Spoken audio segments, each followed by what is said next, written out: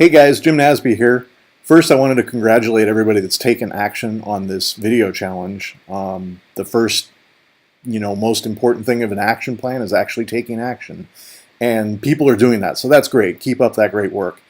As I was watching some of these videos, though, I noticed a few very simple, very common mistakes that folks are making that are really easy to avoid. So I just wanted to throw something out here that's, just some ideas on how to avoid some of these common issues and just, make a good video into an even better video. But, like I said, let me be clear. A not so great video is a lot better than no video at all. So having said that, think about why is it that video is so important? What is it that video gives you that you don't have with email or written communication? It's the power of your voice. It's the emotion of your face. It's the conviction that people can see. Think about what I just said. If you think about the tone and the emotion that I'm demonstrating right now, it really should convey what I'm trying to tell you. Now, really good authors and really good copywriters can do that through the written word, but that's very difficult to do. It's a craft that you really have to hone. But when you're using video, you're using the same skills that you use every day of your life. Anytime you're interacting with somebody, you're using your face, you're using your emotion. If you're trying to make an argument and convince somebody of something, you're doing something that's very natural. And video lets you capture all that. So the important thing on video and the thing you want to be careful of is to make sure that that conviction, that emotion, that voice is being captured as well as you reasonably can. So what are things that would detract from that? Well, first of all, there's an expression I like that a good script can save a mediocre actor, but an outstanding actor can't save a mediocre script. So, number one, know your content. When you're going to put a video out there, when you're going to put content out there, know what that content is before you put it out there. Now, if you've done public speaking before, this is a lot easier. This is something that comes with practice. I've spoken in front of audiences. I've actually done, some acting when I was a kid. So for me, right now, all I'm doing is right here on my screen, I've got just a list of bullet points that I'm using to make sure that I don't forget anything.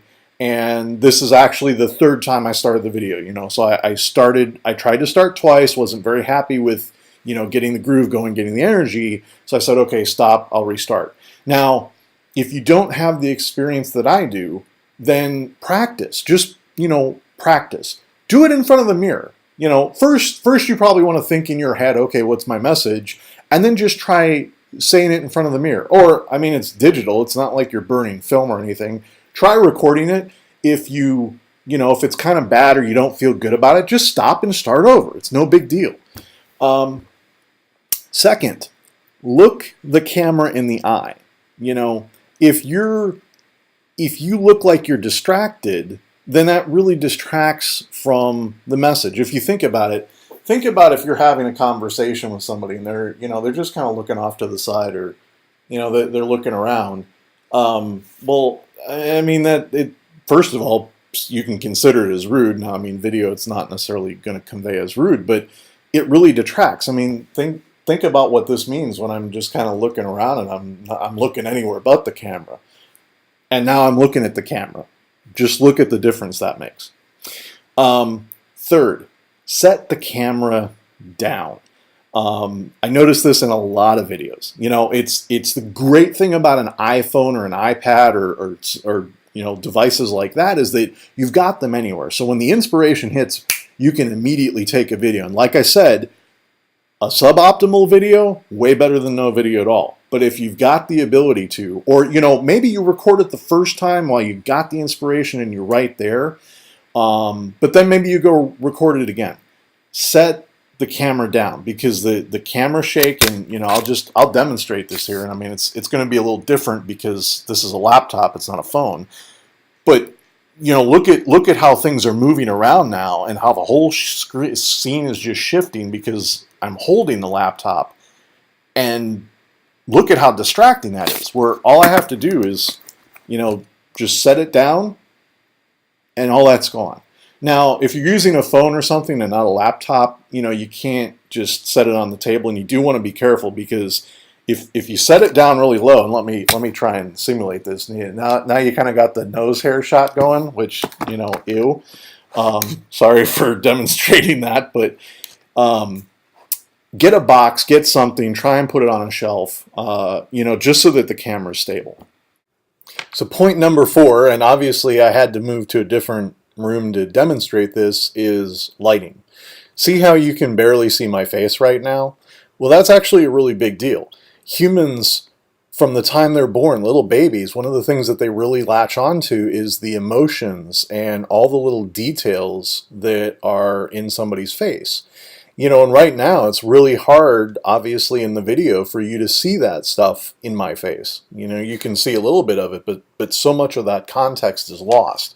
Now, if you're on a laptop or some other devices, there is one trick that you can use, which is you can turn up the screen. You got to be careful, because now you can kind of see a bit of a blue glow. And if I really turn it up, now it really looks kind of funky. But at least now you can actually see my face. You can see the details of my facial expressions. You can see maybe that I was forgetting to look at the camera, so I'm not following my own advice. But notice the difference that makes. So lighting, very important. Finally, be careful of distractions. So I'm back in where I started in my office, and see what happens when I've got this stuff in the background that now you can see. You're kind of focused on, hey, what's all this junk that I've got in the closet, instead of focusing on me and my message. So, a lot of times that's real simple. Just close the door. Just be aware of what the background is when you're shooting, and try and avoid distractions. So, just to summarize, know your message, keep good pace, look at the camera, which right now I'm kind of not doing because I'm reading the notes, but set the camera down, have good lighting, and try and avoid distractions. But like I said before, most important, shoot the video. A non-perfect video, way better than not having any video at all. Thanks for listening, and keep up the great work with the videos.